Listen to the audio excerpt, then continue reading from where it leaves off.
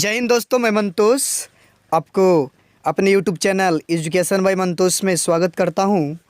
और आज मैं जो वीडियो लेकर आया हूं वो हिंदी व्याकरण से संबंधित संज्ञा चैप्टर से है, तो जो कि काफ़ी इंटरेस्टिंग होने वाला है वीडियो। तो आप लोग वीडियो में बने रहें। और जैसा कि मुझे पिछले वीडियो में अच्छा रिस्पांस मिला था, हिंदी ही सब्जेक्ट से था, और जो कि पाठ और उसके लेखक का नाम मैंने डाला था, उसमें कुछ अच्छा हमें रिस्पांस भी मिला। तो आप लोग भी शेयर करते रहें वीडियो को और सुझाव भी देते रहें, जो भी कमी दिखे। उसमें बताया गया था कि मेरा आवाज़ कुछ कम है, तो आज मैं लेयर उसका बढ़ाया हूँ। तो आप लोग ज़रूर वीडियो में बताएंगे कि कैसा रहा।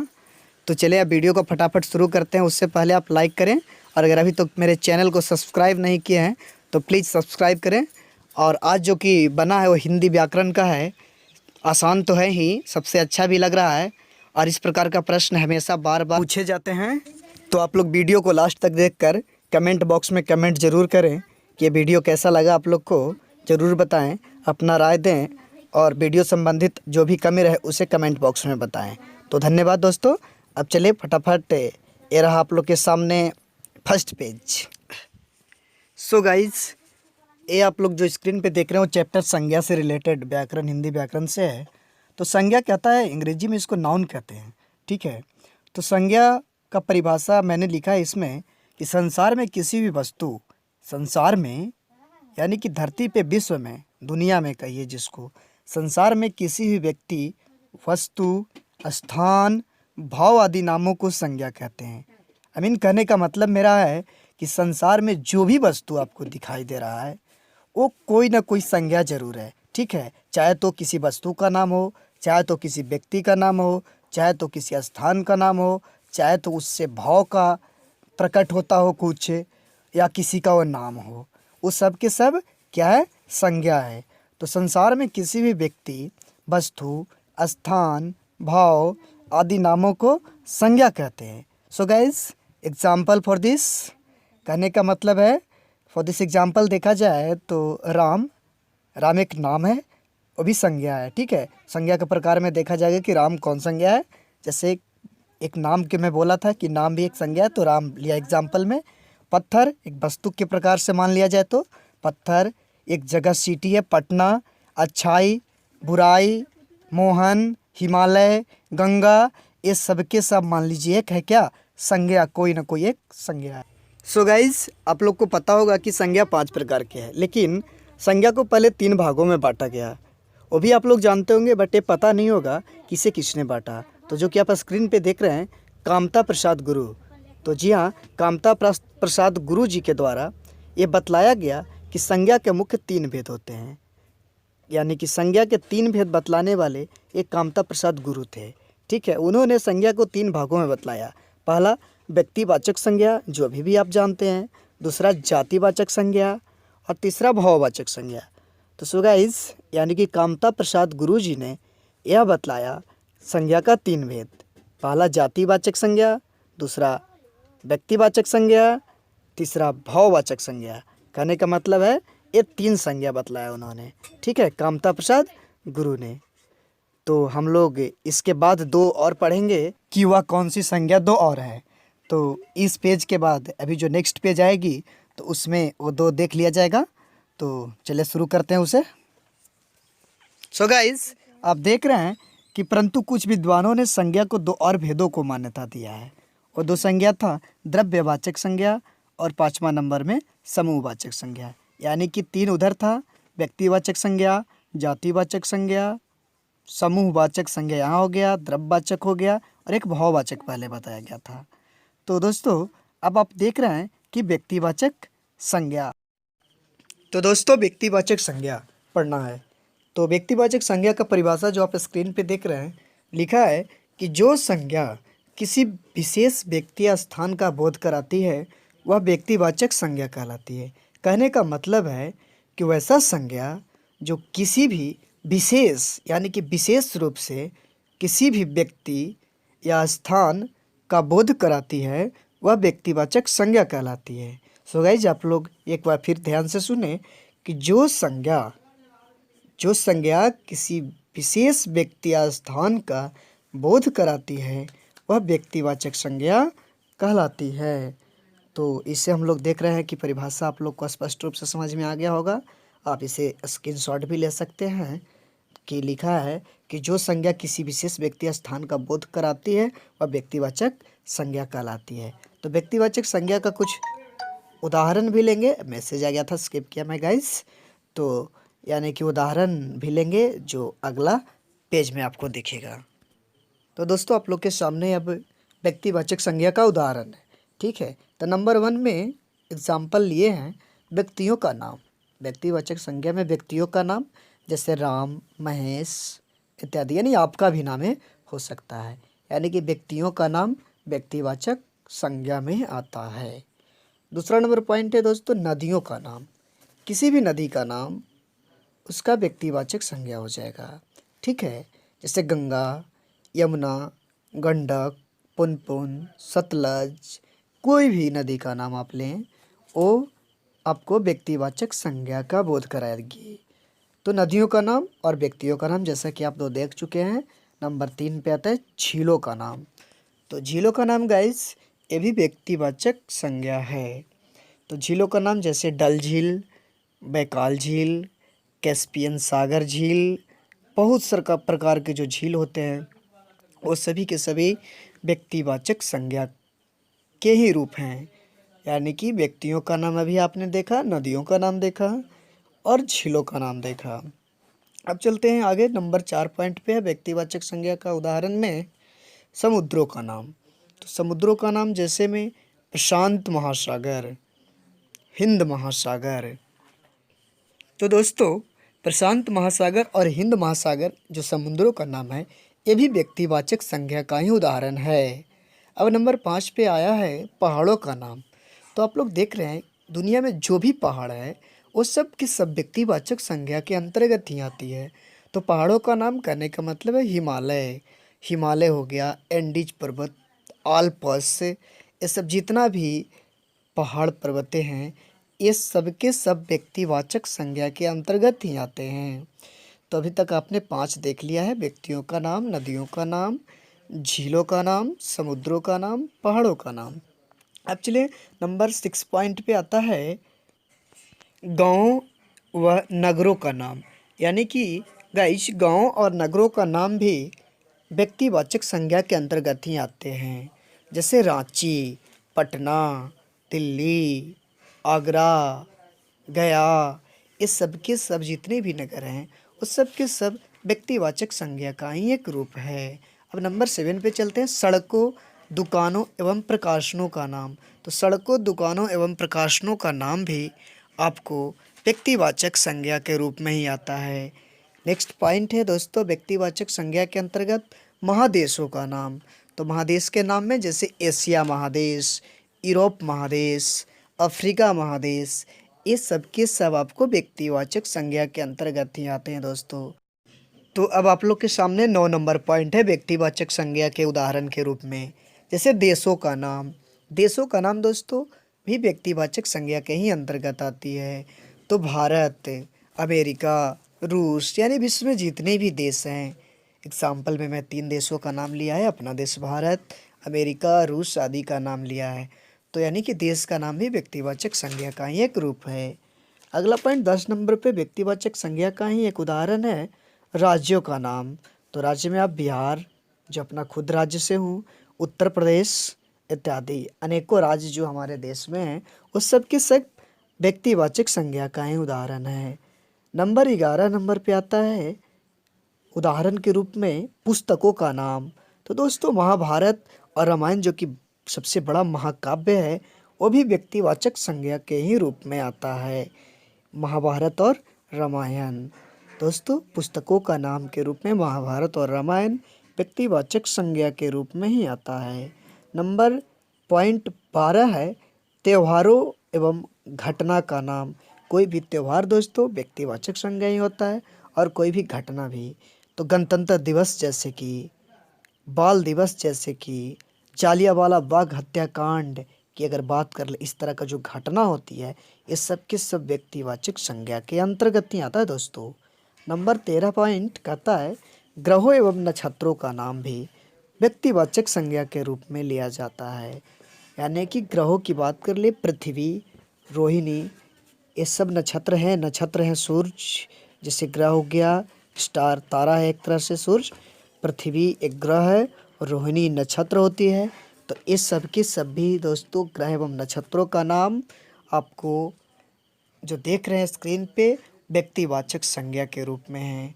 नंबर 14 नंबर पॉइंट पे आता है महीनों व दिनों का नाम। तो गाइस महीनों और दिनों का नाम भी व्यक्तिवाचक संज्ञा के रूप में लिया जाता है। जैसे जनवरी, फरवरी, मार्च, सोमवार, रविवार दिन के रूप में ये सब हुआ। ये सब के सब व्यक्तिवाचक संज्ञा का उदाहरण हैं। तो गाइस आप लोग जैसा कि व्यक्तिवाचक संज्ञा आप लोग को मैं बता दिया हूँ, आप इस भी पेज को स्क्रीनशॉट ले सकते हैं। तो आगे संज्ञा का दूसरा रूप जो आप लोग के सामने रहा। तो दोस्तों जातिवाचक संज्ञा, पहला मैंने बताया था व्यक्तिवाचक संज्ञा, ये दूसरा है जातिवाचक संज्ञा। तो जातिवाचक संज्ञा का जैसे आप लोग परिभाषा स्क्रीन पे देख रहे हैं, मैंने लिखा है वैसा संज्ञा जिससे किसी भी वस्तु या प्राणी के संपूर्ण जाति का बोध होती है, उसे जातिवाचक संज्ञा कहते हैं।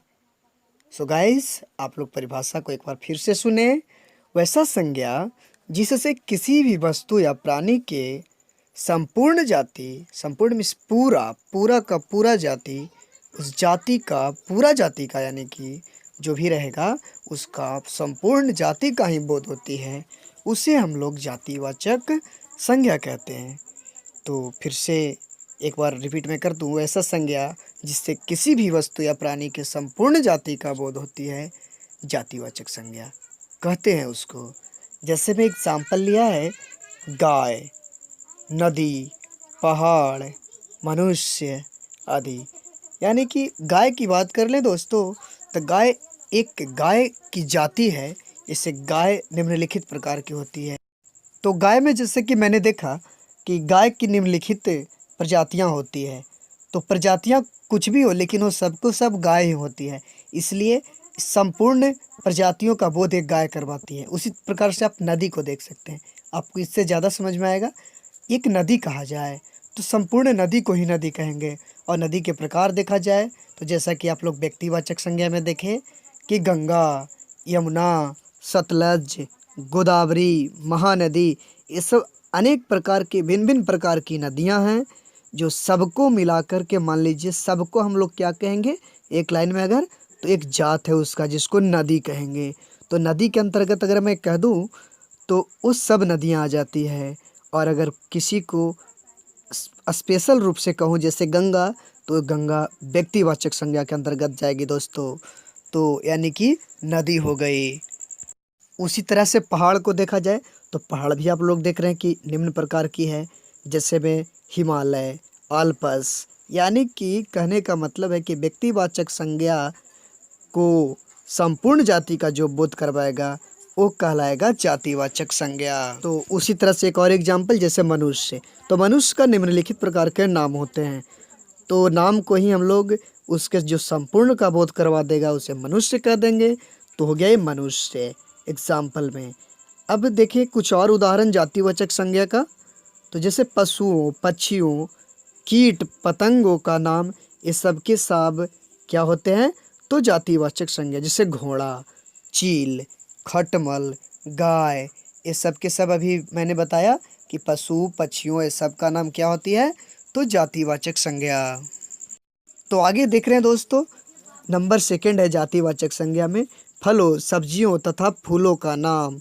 तो फलों, सब्जियों तथा फूलों का नाम में जैसे आम एक फल है, केला, लौकी, गुलाब, ये सब के सब यानी फलों और सब्जियों तथा। और आगे नंबर 3 पे देखते हैं जातिवाचक संज्ञा में, तो पहनने, ओढ़ने व बिछाने के सामान भी जातिवाचक संज्ञा के अंतर्गत आते हैं। जैसे कुर्ता, तकिया, तोशक, साड़ी, ये सब जो पहनने का सामान है दोस्तों वो सब के सब जातिवाचक संज्ञा के अंतर्गत हैं।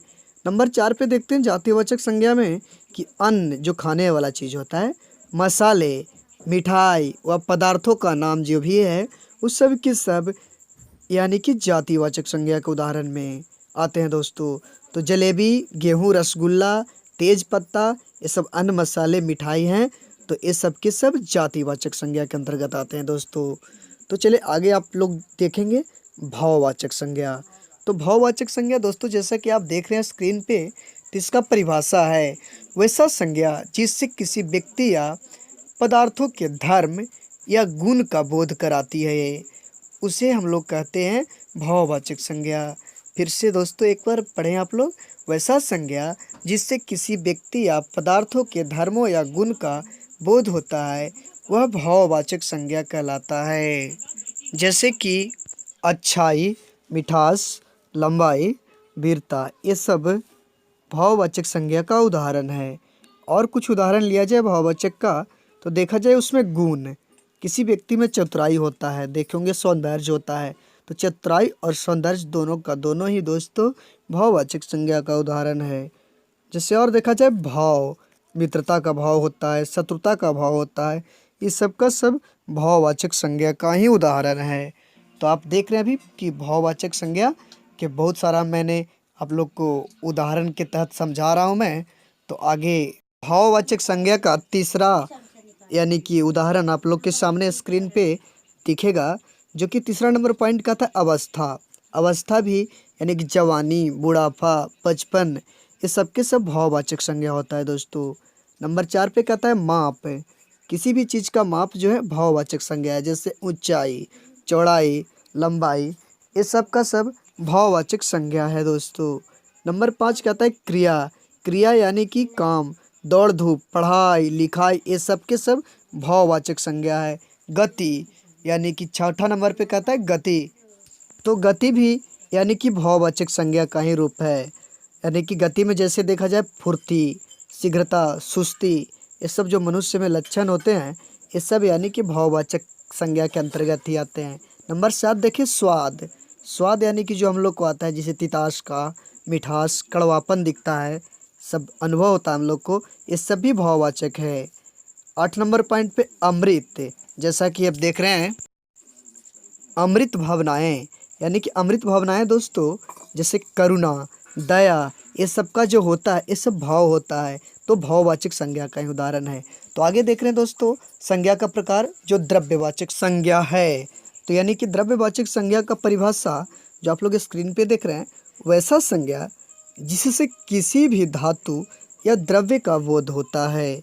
वैसा संज्ञा यानी कि जो संज्ञा है उससे किसी भी धातु या द्रव्य का बोध जब होगा, यदि होगा द्रव्य या धातु का बोध जिस संज्ञा से, तो उसे हम लोग द्रव्यवाचक संज्ञा कहते हैं दोस्तों। यानी कि फिर से मैं बता दूं, वैसा संज्ञा जिससे किसी भी धातु या द्रव्य का बोध होता है उसे द्रव्यवाचक संज्ञा कहते हैं दोस्तों। तो जैसे एग्जाम्पल देखा जाए इसका, तो घी देख रहे हैं कि द्रव्य के रूप में रहता है, चांदी, पानी, सोना, पीतल आदि यानी कि आभूषण, ये सब भी द्रव्य के रूप में ही आते हैं, धातु जो होते हैं वो सब। और द्रव्य के रूप में घी हो गया, ये सब पानी की बात कर लें, और चांदी, सोना, पीतल, ये सब धातु जो कि द्रव्यवाचक संज्ञा का ही उदाहरण है दोस्तों। तो यानी कि द्रव्यवाचक संज्ञा वैसा संज्ञा जिससे किसी भी धातु या द्रव्य का बोध होता है उसे द्रव्यवाचक संज्ञा कहते हैं। तो अगला है दोस्तों समूहवाचक संज्ञा, जो कि आप अपने स्क्रीन पे देख रहे हैं। तो समूहवाचक संज्ञा परिभाषा है दोस्तों वैसा संज्ञा जिससे दुनिया के किसी भी पदार्थ के समूहों का बोध होता है। यानी कि दुनिया में जो भी चीज़ है वह पदार्थ का पूरा समूह का जो बोध करा दे उसे हम लोग समूहवाचक संज्ञा कहेंगे।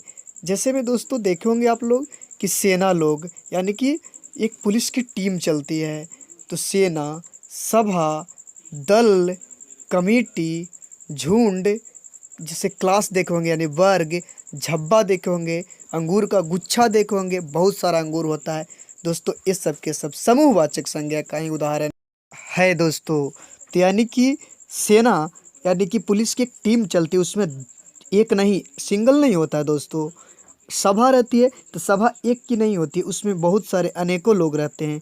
दल किसी का होता है तो उसमें भी बहुत सारे लोग जुड़े होते हैं। कमेटी अगर भी बनता है तो उसमें भी बहुत सारे लोग होते हैं। झुंड दोस्तों जो कि आप समझ रहे होंगे बात को, झुंड में भी बहुत सारे लोग रहते हैं। झब्बा जैसे कि मैं समझा दिया, अंगूर का गुच्छा समझा दिया, तो ये सब के सब दोस्तों समूहवाचक संज्ञा का उदाहरण है। तो गाइस आप लोग को मैं संज्ञा का पूरा चैप्टर क्लियर करवा दिया। मैं आशा नहीं बल्कि पूर्ण विश्वास रखता हूँ कि आप लोग सभी को, आप लोग जो लास्ट तक के मेरे वीडियो को वॉच किए हैं उनको पूरा का पूरा संज्ञा समझ में आ गया होगा। अगला मैं वीडियो लेकर आऊँगा। ये वीडियो को पहले आप लोग देखें और इसके विषय में कमेंट ज़रूर करें आपको कैसा लगा, और मेरे चैनल को सब्सक्राइब करें एजुकेशन बाय मंतोष को, और लाइक करें, शेयर करें। धन्यवाद। जय हिंद दोस्तों।